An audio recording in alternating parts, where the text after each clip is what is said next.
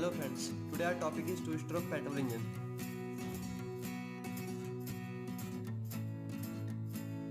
Introduction to parts of two-stroke petrol engine. Its spark plug, its TDC top dead center, its BDC bottom dead center, its inlet port. Mixture of fuel and air will enter from this port into the cylinder, exhaust port. All the residual gases will escape out from this port. Its crankcase and transfer port.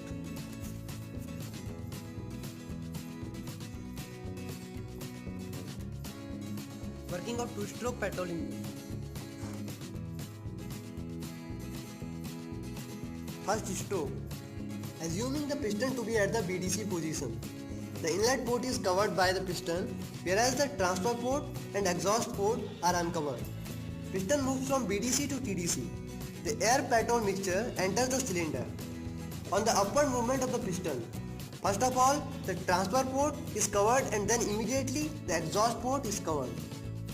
Simultaneously, the suction port also gets uncovered. The upward movement of the piston helps to compress the air-fuel mixture at the top and creates partial vacuum at the bottom in the crankcase, which gets filled with air-fuel mixture by the atmospheric pressure. At the end of the stroke, the piston reaches the TDC position, completing the compression stroke as shown.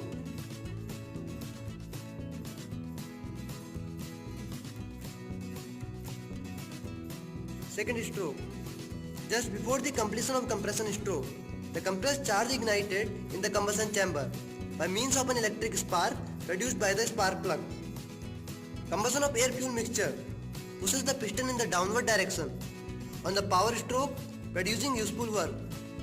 The moment the power action is over, the exhaust port is uncovered.